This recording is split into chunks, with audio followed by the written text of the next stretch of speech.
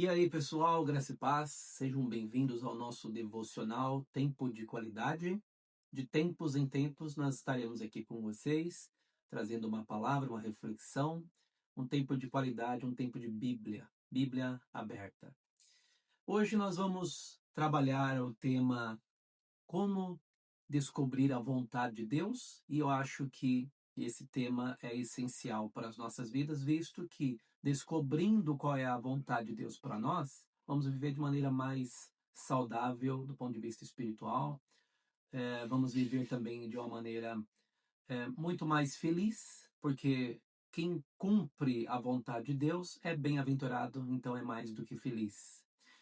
Nosso tema está apoiado num versículo bíblico, obviamente, e o texto que nós temos aqui hoje é o de Atos dos Apóstolos, capítulo 20, versículo 27, embora eu vou trabalhar alguns versículos aqui para a nossa contextualização, mas olha o que o versículo 27 nos diz, ó. O apóstolo Paulo falando com os presbíteros da igreja de Éfeso. Porque jamais deixei de vos anunciar toda a vontade de Deus. Bom, vamos iniciar aqui refletindo alguns pontos. O primeiro é que pelo versículo ora lido, a gente percebe que a vontade de Deus, ela tem um tamanho. Paulo fala toda a vontade de Deus. Então, ela tem uma extensão. E descobrir a vontade de Deus não é apenas descobrir uma parte dela, mas é importante nós descobrirmos toda a vontade de Deus.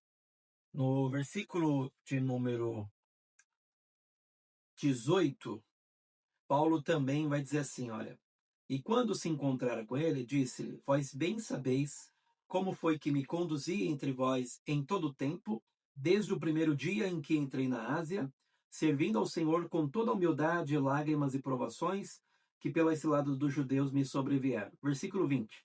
Jamais deixando de vos anunciar coisa alguma proveitosa, e de vos ensinar publicamente também de casa em casa, testificando tanto a judeus como a gregos o arrependimento para com Deus e a fé em nosso Senhor Jesus Cristo. No versículo 20, Paulo vai falar que esta vontade de Deus, essa toda vontade de Deus, que ele fala no versículo 27, ela é proveitosa. Paulo traz um adjetivo aqui. A vontade de Deus é proveitosa. E outra, Paulo diz que esta vontade de Deus foi ensinada publicamente e também foi ensinada de casa em casa, no mais íntimo da situação. E também foi anunciada a gregos e judeus, ou seja, a vontade de Deus, ela tem que ser pública, ela tem que ser publicada. A vontade de Deus, ela tem que ser publicada porque ela é proveitosa, ela tem que ser falada ao ar livre, mas também de casa em casa, indistintamente, independente de quem seja, tanto a gregos como a judeus. Então, essa vontade de Deus, ela é fundamental para as nossas vidas. Parece clichê, mas sempre quando falamos da vontade de Deus, o texto que mais vem à mente das pessoas é o texto de Romanos 12, 2. Porque a vontade de Deus é boa, perfeita e agradável. E de fato é.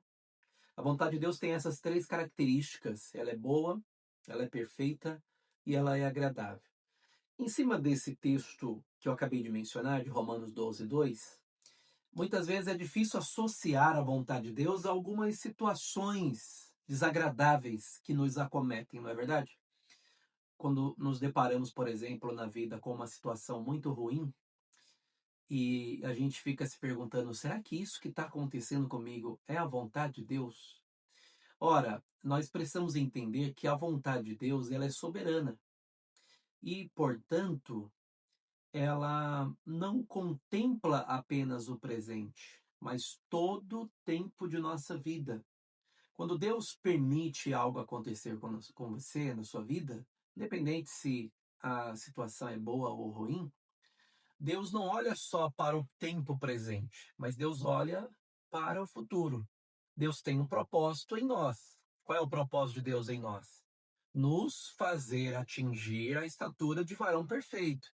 Então, o objetivo de Deus em todas as coisas que nos acontecerem né? Uma vez que nossa vida está debaixo da vontade dele. Então, o objetivo de Deus, de todas as coisas que nos acontecerem, é fazer com que cada uma dessas coisas contribua para o propósito final. E qual é o propósito final?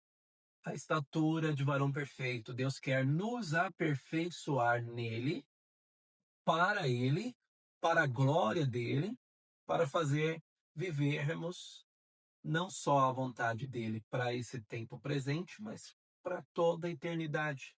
Entende? Então, descobrir a vontade de Deus é descobrir também as mais complexas adversidades que nos acometem no nosso dia a dia ou durante a nossa jornada de vida nesse mundo. E olha só, eu separei um texto aqui também, em Lucas, capítulo de número 7, versículo 20, a respeito dos fariseus, né? É capítulo 7, versículo 30. Mas os fariseus e os intérpretes da lei rejeitaram quanto a si mesmos o desígnio de Deus, ou, dependendo da tradução, a vontade de Deus, não tendo sido batizados por João. A partir do momento que eles se recusam a se batizar por João, ou com João, eles se recusam ao arrependimento a Jesus Cristo, arrependimento à vontade de Deus. E quando a gente se insurge contra a vontade de Deus, a gente, claro, vai experimentar as consequências de tudo isso.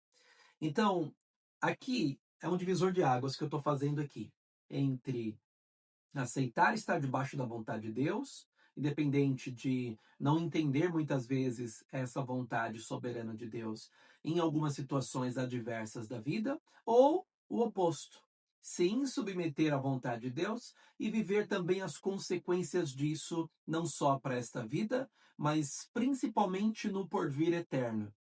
Então, hoje nós temos uma escolha, nós temos uma decisão a tomar. Em qual situação dessas eu quero me colocar? Você quer se colocar? Debaixo da vontade de Deus, embora muitas vezes atravessando adversidades complexas das quais você não tem resposta alguma, mas você sabe que isso é a vontade de Deus, afinal de contas você colocou sua vida debaixo da vontade de Deus, ou você pode de repente, se revoltar contra todas as situações adversas e se insurgir contra a vontade de Deus e fazer com que sua vida se submeta a essa vontade. A decisão hoje é nossa. Então, se cabe aqui uma sugestão, eu sugiro continue debaixo da vontade de Deus, mesmo que isso doa, ou seja, mesmo que isso venha doer. Porque, na verdade, o que importa é o que nos aguarda no porvir eterno. As coisas aqui nessa vida, elas de fato não são fáceis. Elas sempre foram e serão difíceis, independente da geração que passar aqui. O porvir eterno é o propósito final pelo qual nós estamos destinados a ser. Portanto, eu concluo: viva debaixo de toda a vontade de Deus. E assim nós seremos abençoados. Se esse conteúdo edificou a sua vida, compartilhe com as pessoas que você acredita que também serão abençoadas por esse conteúdo. E lembre-se, estaremos aqui sempre, de quando em quando, para trazer uma reflexão e abençoar vocês com uma palavra. Deus abençoe.